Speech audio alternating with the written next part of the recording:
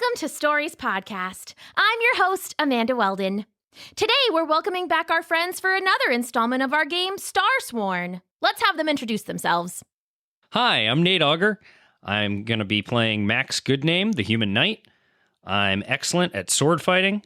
I can't stand injustice. Wallace Q. Wallace is my best friend. I dream of being a hero of the realm, and I once won the King's Tournament. Hi, I'm Kelsie Lee. I play Corley, the elf cleric. I'm excellent at healing and wards. Max is my heart song. I stand out because of my kind spirit. My downfall is I'm easily spooked. I dream of peace, harmony, and wellness for all. I also play Peeper. Hi, my name's Emily Auger. I am Wallace Q. Wallace, Wizard at Large and Master of Illusion. I'm excellent at casting spells. My downfall is that I could be convinced to follow bad ideas by my friends. I can't stand bullies. My best friend is Max Goodname. And one day, I dream of developing my own defensive spells. Today, we're playing the next chapter of our story. If you'd like to play your own story, chapters 1 and 2 are available at storiesrpg.com. Chapter 1 and all the rules have everything you need to get started with your own games and are totally free. The chapters available to download are different than the ones you just heard and are fully written and ready to play at home with your family. We've done all the work for you. You can head to storiesrpg.com and let us know what you think. Now, enjoy the next installment of Starsworn.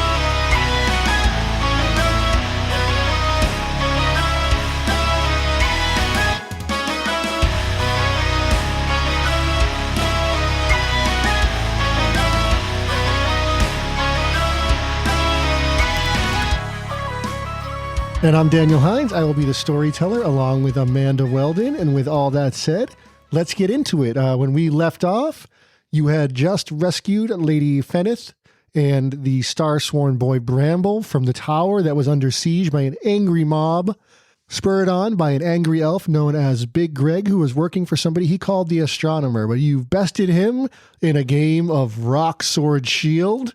Kind of. You cheated a little, but it worked out just fine.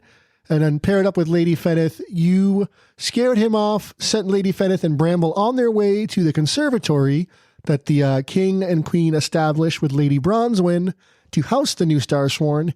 And now you are checking into the swamp. You can smell the swamp before you see it. The dank, heavy smell of living things and stagnant water. The verdant forest you've been walking through gives way to sparse, crooked trees. Their massive roots emerge from pools of dark water like gnarled spiders, all webbed with bushy cattails and hanging mosses. The swamp seems hazy, endless. You worry you're traveling in circles, but then you spot it, the Frog Witch's hut.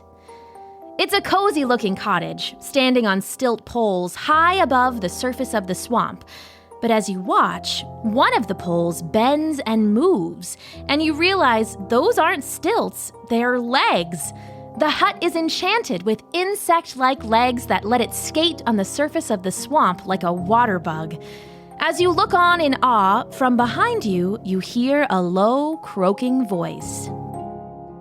Well, you're finally here. Turning, you see a small frog person called a Frosker, dressed in shades of purple and topped by a towering stitched hat. She's gliding mystically across the open water of the swamp on a huge lily pad. She hops off and opens her big yellow eyes wide as she studies you. Hi, Frog Witch. I'm Max. That is a very cool house. Thank you. I made it myself. How do you get it to do that? It's a secret. I will never tell you. Hi, I'm Wallace Q. Wallace, Wizard at Large and Master of Illusion. Would you tell me how you glide across like that? That is very cool. We can discuss it later. Thank you. Hello, Frog Witch. I'm Corley. Hello, Corley. Lore Mother Winds told me so much about you. We're so grateful to have your support. Ah, yes, Lord Mother Winds and I go way back. She turns and waves to her hut. All friends here. Come on, dearie, open up. The hut shimmies across the water to where you stand, then bows down to lower itself to your level. The door swings open and the frog witch bustles inside. Come in, come in. It's warm and dry inside. The hut is low-ceilinged, warm and cozy. You dodge bundles of dried herbs and stranger things that hang from the rafters. The fire burns in a wide hearth. A cauldron is bubbling, and books and carefully labeled jars crowd the shelves that line the walls. The witch settles herself into an overstuffed armchair and waves you over to the fire. Cups are set out, steaming with a purple tea. It smells delicious. What's in this tea? It's just a relaxing brew. All will become clear. All right. I pick up my cup and I start drinking. It tastes a little like medicinal at first, but the more you sip, it kind of floods this warmth through your whole body. That's very welcome after the sort of sticky, nasty swamp you've been trekking through. This is delicious. Do I detect lavender? There might be some lavender in there, yes. Very nice palate. I feel strange. No, you don't. Wait, what's in this drink? Frog Witch, Mother Wind said everything would be clear if we came to you. Yes, well, I figured business would be picking up, though nobody listened when I told them it was coming. I suppose you would all like to know about your star signs, yes? Yeah, I got this cool-looking thing on my hand. What is this gonna do? We just met a little boy that just his hands can burst into fire, so I'm hoping it's something cool like that, but maybe less dangerous. Ah, yes, that is certainly a star sign. Does everyone else have something similar? Yeah, I seem to have it all over my arms. I have a small patch on my shoulder. Now, let's see. She pulls out a tiny pair of glasses that hover before her eyes, then drags over a huge, dusty tome, marked on the cover with curling constellations in silver and gold. She begins leafing through, stopping here and there, reading a bit, and she looks up. Well, I'm happy to help, but in order to reveal what stars have chosen you, I'll need to cast something special. Luckily for you, some brave adventurers just passed through and gathered all the ingredients I need. Young folks like yourself, they'll be doing daring deeds out there, no doubt. Here, a rare glowing mush bloom, and water from a cappus head, and a will-o'-the-wisp's light. Before we begin, I should explain. This potion will give you visions of your stars, the story of how they came to be. Each constellation comes from a story of someone or something that was drawn up into the sky. Those who left the world did so for a reason. Some because they sought love or lost their family, others because they hungered for the jewels of the heavens, and some just to escape the world's troubles. The frog witch begins dropping ingredients into her large iron cauldron bubbling above the fire. This potion will cause your star signs to appear on you, and let those stars tell you their tale. Listen well. If you would like to use the power of the stars, you must first know what the stars will ask of you in return. Now, the frog witch begins humming as she stokes the flames, licking up orange, then blue and purple. The room warms, and her humming becomes a song, croaked in a deep voice that melds with the songs of the swamp outside. Stars who've fallen back to ground, to earthly bodies newly bound, grace your host and show your sign, that flesh and star may best align. You seek for what you've lost in life. We seek to keep the world from strife. Tell your bearer of your tale, that you may bond and never fail.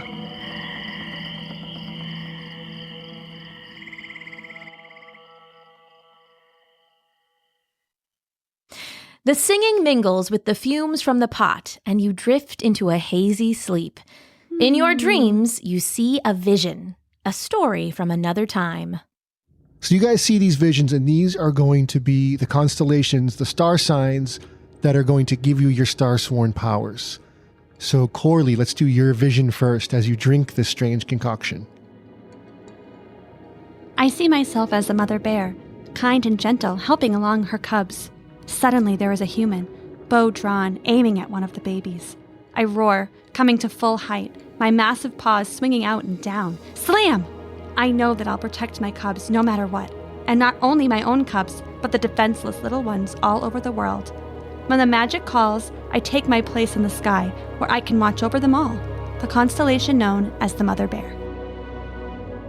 All right, Wallace, let's see your vision next. I'm a basilisk, a creature born of sorcery with magic in my blood. My stare is stone. My bite is death. Some of my kind are hunters, killers, and others are protectors. I was a guardian, a cold shadow sworn to keep safe the entrance to the heavens. When the magic calls, it's an old friend to me, and I travel skyward, the constellation known as the Staring Sentinel. And now, Max. I'm a knight errant, traveling the ancient world, protecting those who can't protect themselves. I take no gold, no glory, and when magic calls, I refuse that too, wishing it instead to pick someone in need. In my refusal, the stars know they've found their champion. I'm called to the sky, honor-bound to keep the stars aligned, the constellation known as the Raptured Night.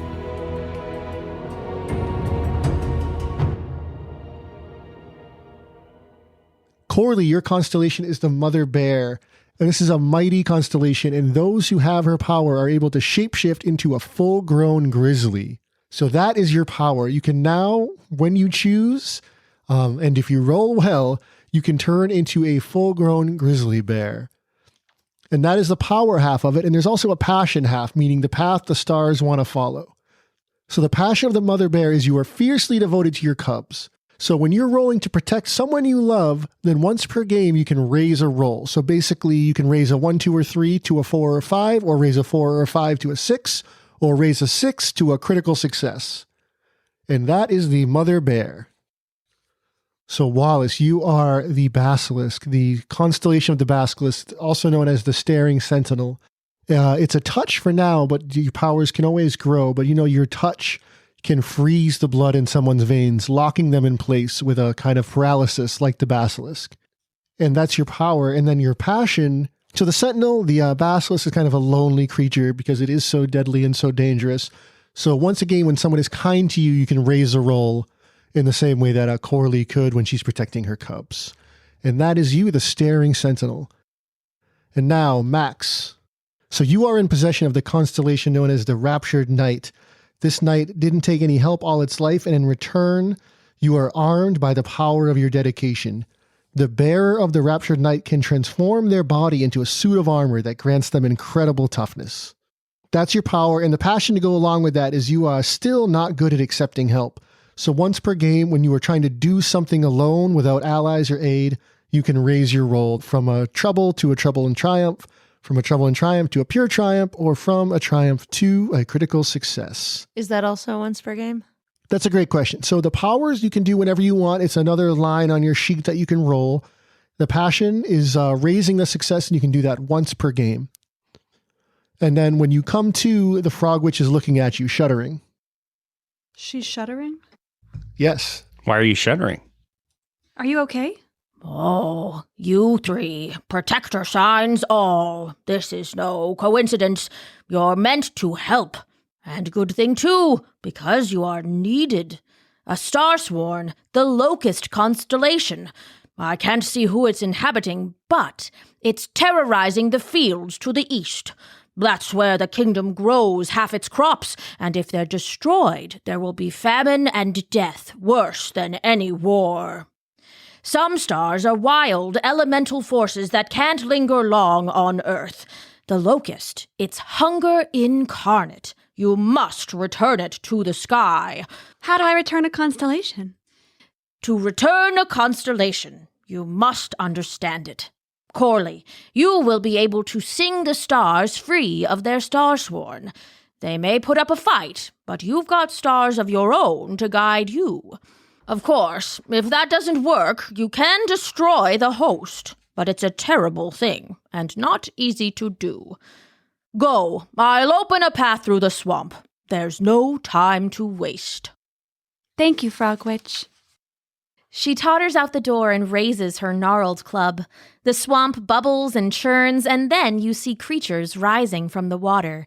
There are the knobbled backs of snapping turtles, the scaly hides of gators, and even the broad sides of swollen whiskerfish.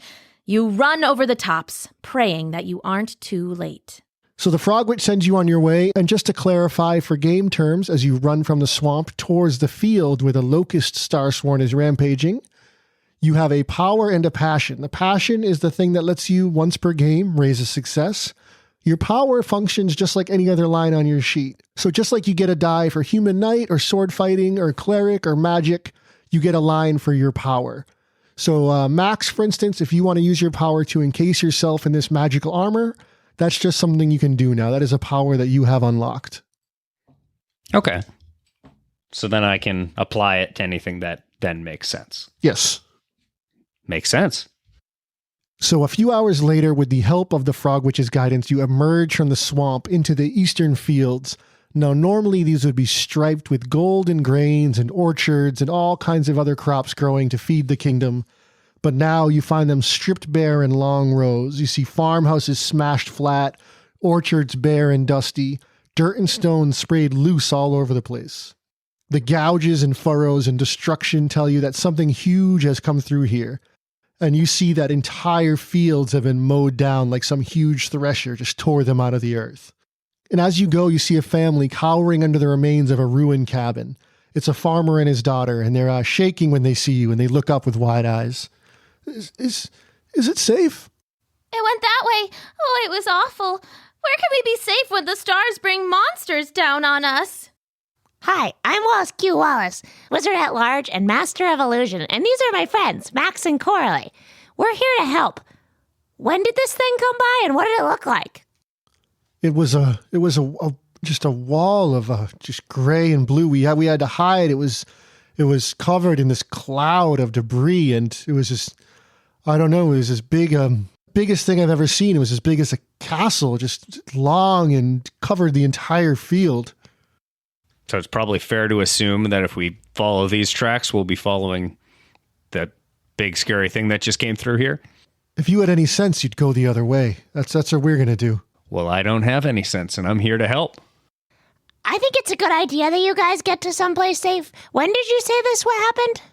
It was just like a regular morning, and then all of a sudden there was this big thing in the sky, and it was not that long ago, though. It was really recent. Oh, don't worry. It was maybe an hour ago, and we'll rebuild, but it's going to be a lean year.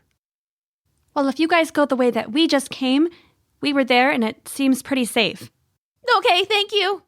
So they get up and they move kind of towards the swamp and the woods away from the destruction. And you guys want to follow those gouged, furrowed paths? Yeah, definitely. Yes. All right, so you guys trek for about an hour or two, and then finally on the horizon you see it, a cloud. It's this gray mass in this cloud of debris thrown up all over. And as you watch, it's riding through this field full of apples. And as it goes, the trees are sucked bare, and the trees themselves are ripped from the ground. And all just the rocks and debris and bark are shot into the air as everything edible is devoured. And clearly this is the locust star sign. Now that we're here, I'm kind of thinking we should have practiced our powers first. Yeah, Coralie, I feel like now's a good time to be a bear. You guys see this massive, just gargantuan creature kind of rolling, hovering across the ground. As you get closer, you start to pick out the features, and suddenly you can see it clearly amidst the dust. It is a giant blue whale, the biggest you've ever heard of. From head to tail, it must be over 100 feet long, and it towers in the air. And as you see, it is lined with these locust wings down the back that are keeping it afloat. And it is buzzing over the fields, swooping up everything edible as though it were krill in the water. Man, I know they said it was big, but that thing is huge. And the whale song echoes over the fields. Do you think we should try to talk back to it?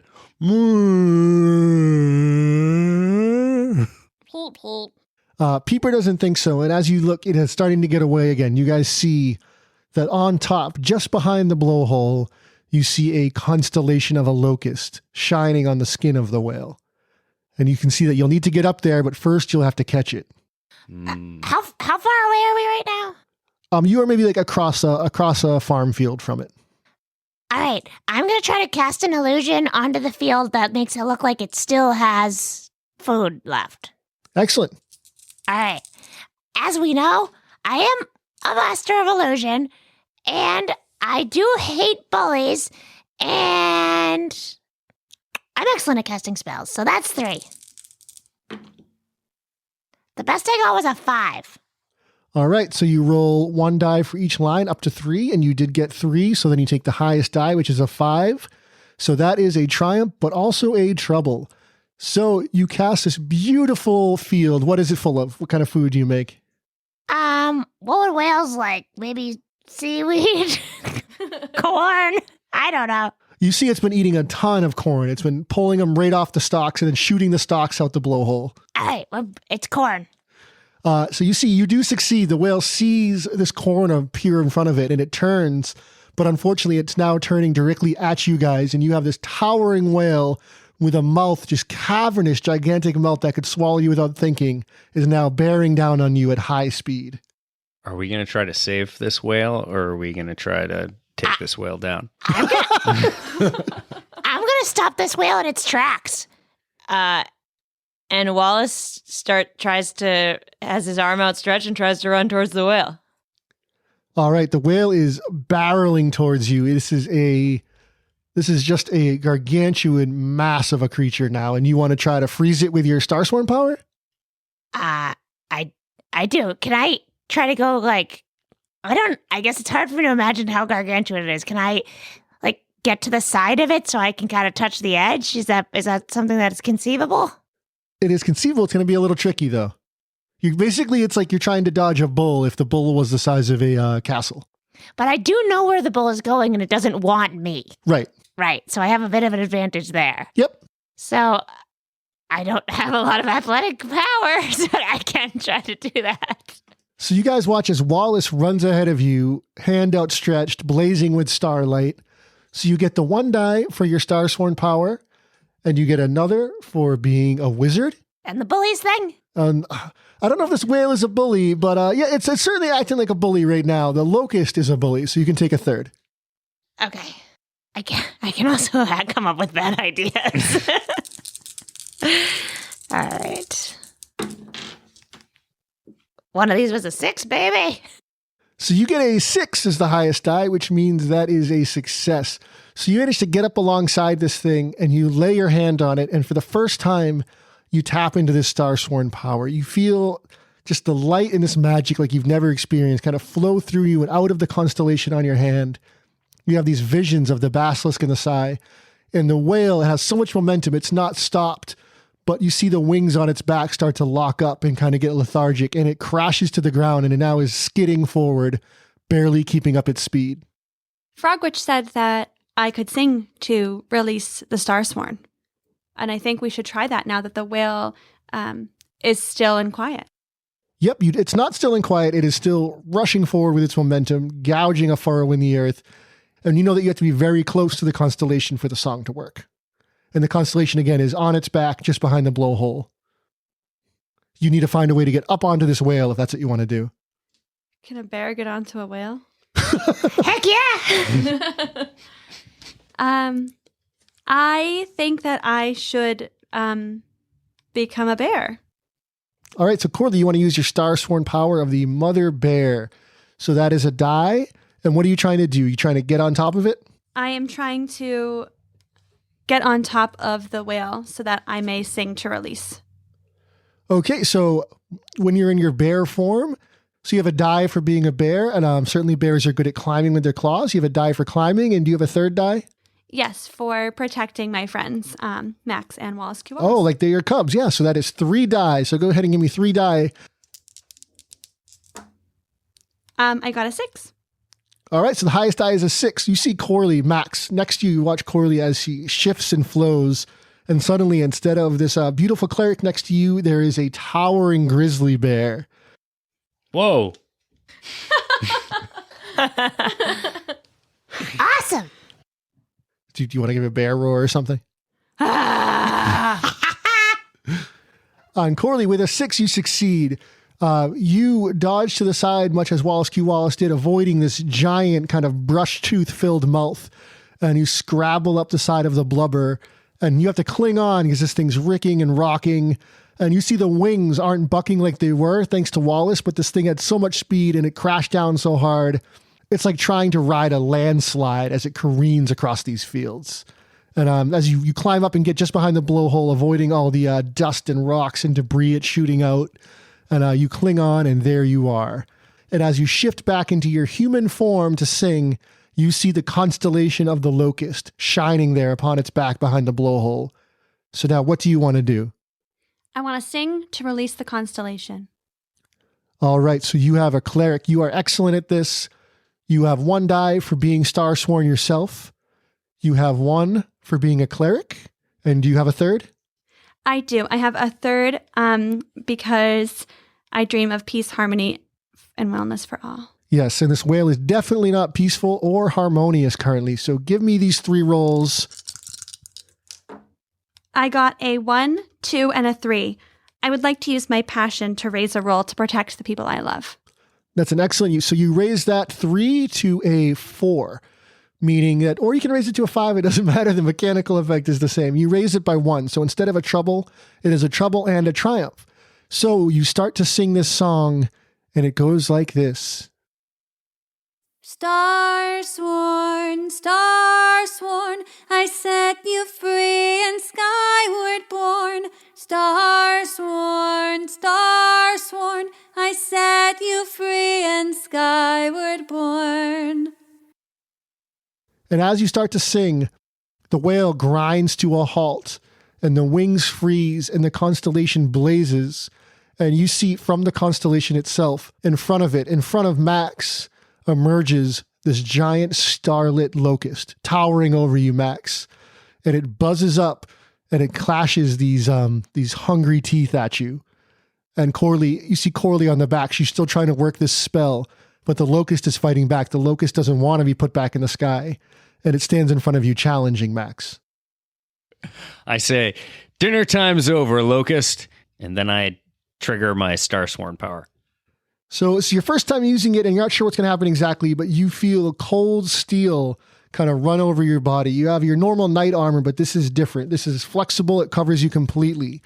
You are encased head to toe in this kind of shining magical metal, and you feel stronger and sturdier, and you just feel very resilient. And as this locust clashes into you, what do you want to try to do with it? All right, so I try to grab this thing into a headlock. All right, so give me some die here. What are you going to roll? All right, I'm going to roll 1 for being heavy. All right, so 1, you being heavy, you mean 1 for being in your magic armor, basically.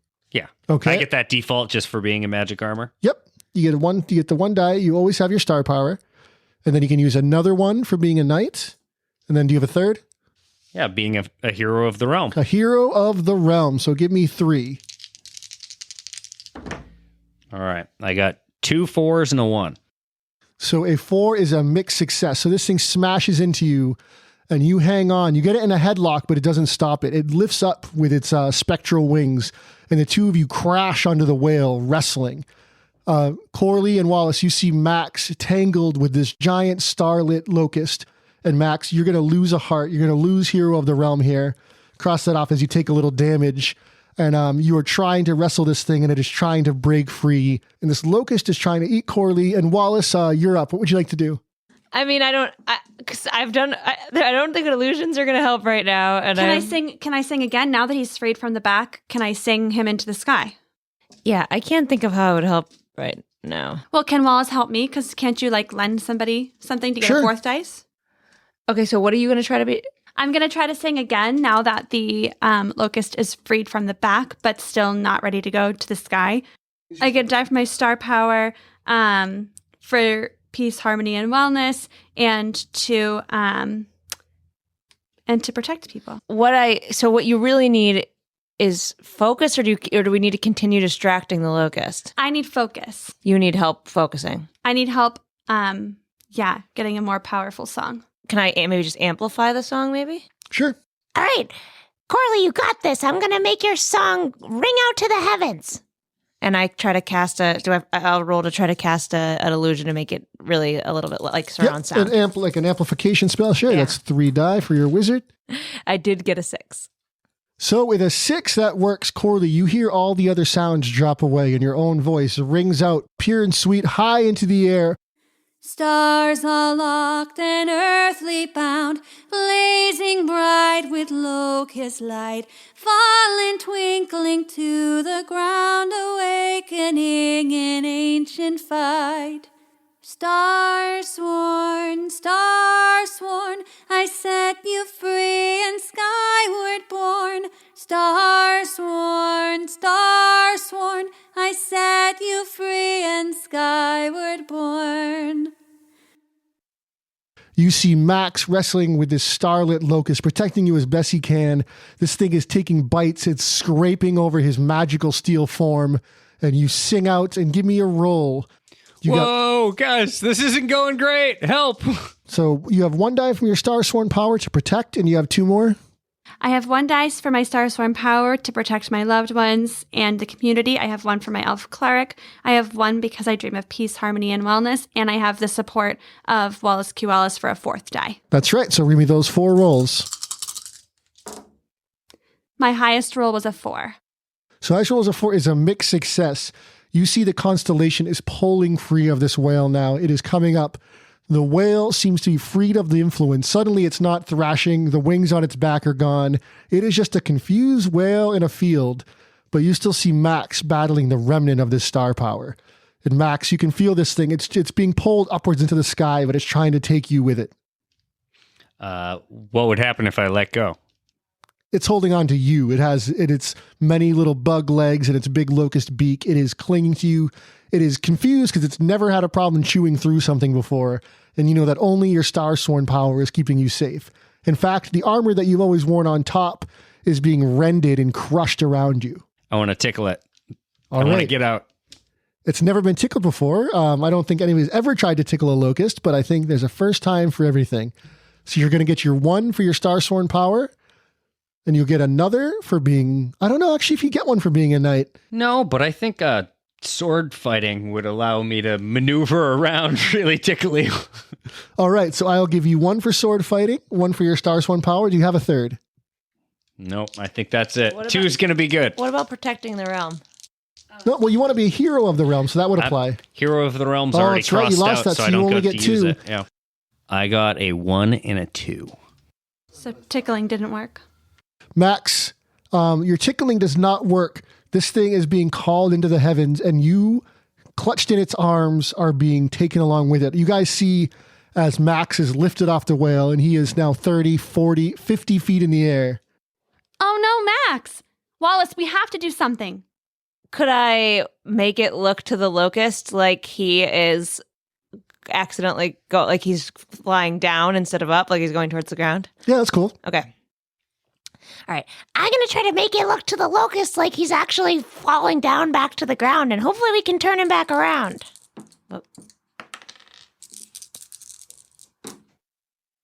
I got a 6. So the 6, you are successful. You kind of project the illusion of kind of fields in every direction, and the locust, who's being called to the heavens and fighting it, doesn't know which way to fight anymore. And he's kind of frozen in place for a moment. He's not getting any higher. But Max, you're still clutched in his grip. And Corley, you have finished your song now. And you know the constellation has been pulled free of the whale, and it is being taken to the heavens, but Max is still in its grasp. I think that we need a spell that is going to make its body, the locust body, completely relaxed so that it has no squeezing power to hold on to Max. So I get to roll 3 because I'm a cleric. I'm excellent at wards, and I think because Max is my heart song, so protecting him is really Absolutely. important. So you are trying to what? You're trying to use a ward to kind of put this thing to sleep. Well, you're not really clear, I guess. What are you doing? I want to relax this locust because I want it to let go of Max and accept that it is returning to the sky. Yep, so you're trying to use your cleric spell to pacify this locust, kind of take the fight out of it. And that's certainly something you can do. So give me 3 die. I got a 5. A 5. So, Max, you see, and you feel this locust, its maw is just grinding back and forth on you. It's trying to chew. Your old steel armor is shredded. Everything you had on is shredded. Your steel skin is what's keeping you safe. And then suddenly, the locust goes slack. And before you know it, it's not a locust at all anymore. It is pinpoints of light that are drifting to the heavens. And you, no longer held in its mouth, are plummeting towards the earth.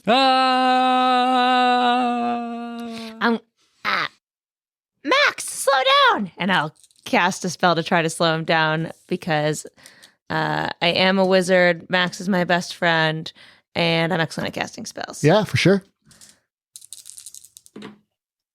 And I did actually get 2 1s and a 6. Great. So you only count to 6. You take the highest. So Max, you're plummeting towards the ground, and suddenly this rush of wind from Wallace kind of whips up, and you figure yourself slow, and then you slam into the field, and you still hit pretty hard between the wind and your magic. You do not take any damage. You are just a little rattled. And now the 3 of you are left in the field with this whale, and then you look to the sky, and you see it's no longer empty. The constellation of the Locust is once again picked out among the stars. We did it! Yeah, I think that went pretty well. Great job, guys. As the dust settles, you hear a dull roar approaching. A carriage rolls up, all burnished brass, with a woman perched in the driver's chair wearing a pair of round goggles. But it's not being pulled by anything. As she nears, she grabs a lever and the speeding vehicle skids into a perfect curve and stops in front of you. She leaps down, lowers the goggles, and waves. Well done, all of you. Most impressive. She walks over and you have a chance to look at her. She's wearing a long coat, quite lovely, though streaked with dust, over a pair of blousy pants, tucked into high dragon leather riding boots. Her hair towers above her head, a huge beehive that seems to defy gravity. She's got a leather bandolier across her chest that seems loaded with tools. She notices you eyeing the carriage. Oh, the transmotive? She's my own invention. Arcane engine runs a gear shaft. Quite useful, and doesn't make a mess in the courtyard. She grins. My name is Bronzewyn, lady, if you'd like to be official about it, and I've come on behalf of the Queen. I've started a conservatory, a sort of Starsworn academy, if you like, to help those with powers learn to use them and help those in need. She waves at the scene behind you. Looks as if you're well on your way, but we could use your help and offer you support in return. As you watch, several more transmotives pulling a wheeled transport pull up, and aides begin helping shift the massive blue whale onto it. They load it onto the flatbed and prepare to pull it safely back to the sea. It sounds like that academy is amazing. You're doing great work. I know we'd love to visit. We sent someone there earlier. Yes, please come and visit. We'd love to have you. We're really doing something special over there, if I do say so myself. You are the first ones to actually free a Starsworn, so you would be a valuable asset to our team. Did Lady Feneth and Bramble make it to the academy? Yes, I passed them on the road, so I know that they were well on their way. So I didn't realize that it wasn't just people that could end up Starsworn. So that star just fell on a whale, and that's how that happened? Yes, they could land on humans or animals, and we've even heard some early reports of possible buildings. Well, that was a hard fight, but all's well that ends well. So all together, laughing and successful in your mission, you head off with the Royal Arcanist, Lady Bronzewyn, to the new Starsworn Conservatory. There you'll find a strange new school with a strange new kind of student, and as you make your way down the road, Coralie, you can't help but make up a little walking song to pass the time.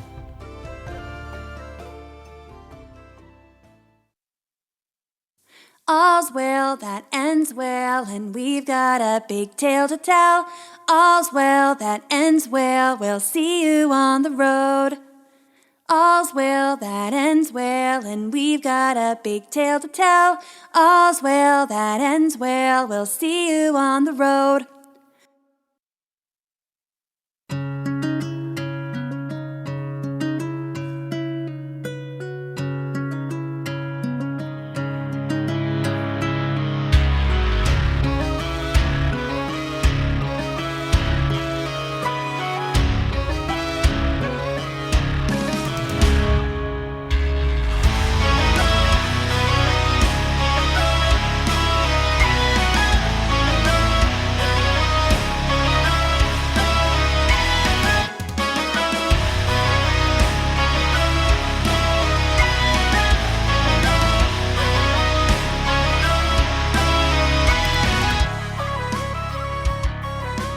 We hope you enjoyed hearing us play through this chapter of the Stories role-playing game. Remember, if you want to play along at home, chapters 1 and 2, plus all the rules and everything you need to get started, are available at storiesrpg.com.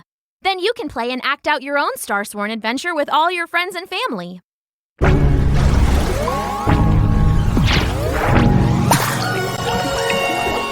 Thanks for listening!